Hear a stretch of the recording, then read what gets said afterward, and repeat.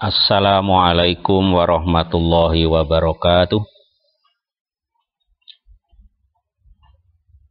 Alhamdulillahirabbil alamin. Puji dan syukur pantas kita panjatkan kehadirat Allah Subhanahu wa taala karena pada kesempatan ini Allah masih memberikan kenikmatan sehat untuk kita, dan kita doakan untuk teman-teman kita, saudara-saudara kita yang sedang sakit, mudah-mudahan segera diberikan kesembuhan dan bisa beraktivitas seperti sedia kala. Perkenankan pada kesempatan ini saya menyampaikan materi pembinaan mental agama dalam acara masa pengenalan lingkungan sekolah SMA Negeri 1 Cawas tahun pelajaran 2021-2022. Para calon siswa yang saya cintai dan saya banggakan, perkenalkan, nama saya Muhammad Awaludin. Pada kegiatan sehari-hari, saya diberikan amanat untuk menyampaikan materi pelajaran pendidikan agama Islam di kelas 12. Langsung saja kita mulai. Para calon peserta didik yang saya banggakan, sebagai makhluknya Allah, kita tidak hanya diciptakan saja, tetapi ada suatu hal yang harus kita lakukan, yaitu ibadah. Sebagai bentuk pengabdian seorang hamba kepada Tuhannya, dalam hal ini adalah Allah Subhanahu wa taala. Kita akan lihat dulu tentang pengertian ibadah secara harfiah. Ibadah dapat diartikan sebagai rasa tunduk atau taat, melaksanakan pengabdian atau tanasuk, merendahkan diri atau khudu', menghinakan diri atau tadzalul, dan istighanah. Sementara itu, makna ibadah dalam arti yang luas dapat dipahami bertaqarrub atau mendekatkan diri kepada Allah dengan mentaati segala perintah-perintahnya, mengamalkan segala yang diizinkan Allah Subhanahu wa taala. Dari uraian tersebut, makna ibadah dapat dipahami sebagai taat yang disertai ketundukan dan kepatuhan kepada Allah Subhanahu wa taala dengan menjalankan segala yang dicintai dan diridhoinya melalui perkataan maupun perbuatan, baik yang bersifat lahiriah maupun yang bersifat batiniah.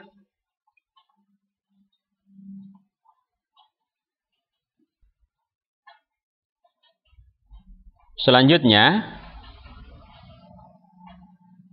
ada beberapa gambar yang bisa kita contohkan sebagai bentuk ibadah. Salah satu yang bisa kita lakukan adalah sholat. Ada ibadah yang lain, yaitu berdoa. Kemudian kita bersedekah juga termasuk satu ibadah. Kemudian menuntut ilmu, itu juga termasuk ibadah. Berkorban, itu juga termasuk dari sekian banyak macam ibadah yang bisa kita lakukan. Nah, dari sekian banyak macam ibadah bisa kita kelompokkan menjadi dua. Yang pertama itu namanya ibadah mahdhah, yaitu hubungan langsung antara hamba dan Tuhannya, yang cara, acara, dan upacaranya telah diatur secara terinci dalam Al-Quran dan Sunnah Rasul. Dalam fikih Islam, pembahasan bagian ibadah ini biasanya meliputi taharah, sholat, zakat, kemudian ada puasa dan hal-hal lain yang secara langsung berhubungan dengan kelimanya. Kemudian yang kedua, ibadah ghairu mahdhah, yaitu segala amal perbuatan yang titik tolaknya ikhlas. Tujuannya mencari ridha Allah dan garis amalnya adalah amal soleh. Dua macam ibadah ini harus kita lakukan semuanya dan kita tidak boleh memilih salah satunya. baik itu ibadah mahdhah maupun ibadah ghairu mahdhah.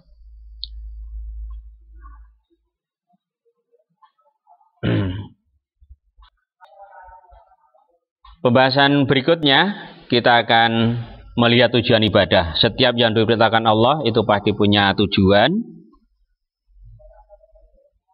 Dari sekian banyak ibadah, tujuannya adalah yang pertama untuk memperkuat keyakinan dan pengabdian kepada Allah Subhanahu wa taala. Kemudian yang kedua untuk menguatkan karakter, mendisiplinkan diri dan peranannya sebagai wakil dan hamba yang dipercaya oleh Allah di muka bumi ini. Kemudian yang ketiga untuk memperkuat tali persaudaraan dan kasih sayang di antara sesama muslim. Yang keempat, di samping untuk latihan spiritual, juga ibadah ini merupakan sebuah latihan terkait dengan latihan moral. Salah satu dari sekian banyak ibadah, yaitu sholat, kita bisa melihat sholat itu menghadap Allah dengan penuh jiwa yang khusyuk di hadapannya dan berikhlas baginya, serta hadir hati dalam berzikir, berdoa dan memuji. Sholat adalah menghadapkan hati atau jiwa kepada Allah dengan penuh khusyuk, ikhlas dalam sebuah bentuk ibadah yang terdiri dari beberapa perkataan dan perbuatan, diawali dengan takbir dan diakhiri dengan salam dengan syarat dan rukun yang tertentu. Sholat ini berfungsi sebagai sarana pembinaan akhlak yang efektif. Orang yang mengerjakan sholat, tapi sholatnya itu tidak membekas pada aktivitas sehari-hari, sholatnya itu tidak ada nilainya dan membuat ia bertambah jauh dari Allah Subhanahu wa taala. Dari sholat yang kita lakukan, ada beberapa hikmah yang kita peroleh. Satu, menjaga kesucian. Yang kedua, dianjurkan memang dengan berjamaah. Dalam ini selain mendapatkan pahala yang lebih banyak, juga akan mempertebal ikatan ukhuwah Islamiyah. Ibadahnya adalah puasa, di mana puasa ini menurut istilah adalah menahan diri dari makanan, minuman, dan senggama disertai dengan niat sejak dari terbit fajar sampai terbenam matahari, disertai niat dan beberapa syarat. Kita melihat apa itu hikmahnya puasa. Hikmah puasa adalah menahan sabar. Kemudian akan timbul satu sifat atau perasaan ingin membantu fakir miskin. Kemudian puasa itu akan mendidik sifat amanah. Puasa juga akan mendidik sifat dari sifat sidik. Juga menjaga kesehatan badan dan dapat merasakan kenikmatan yang sebenarnya atas pemberian Allah Subhanahu wa taala.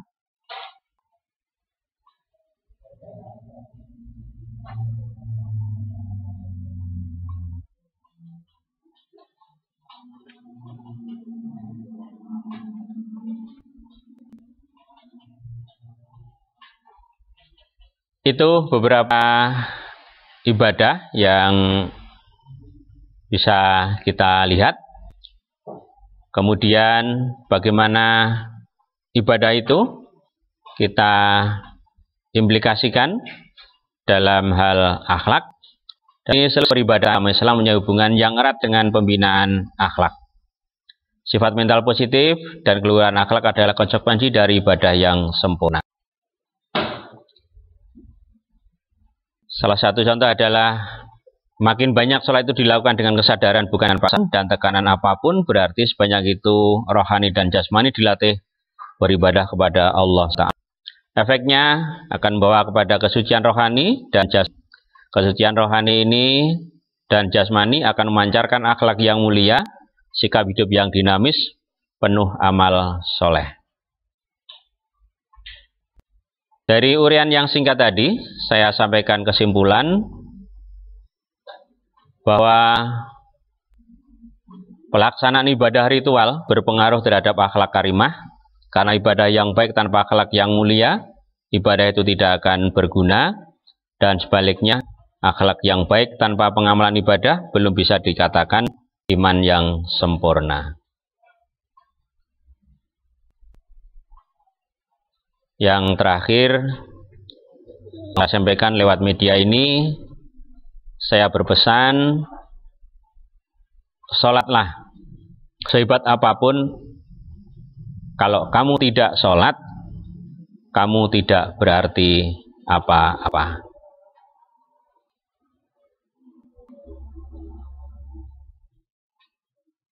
Demikian yang bisa saya sampaikan, saya ucapkan terima kasih. Segala salah mohon maaf. Assalamualaikum warahmatullahi wabarakatuh.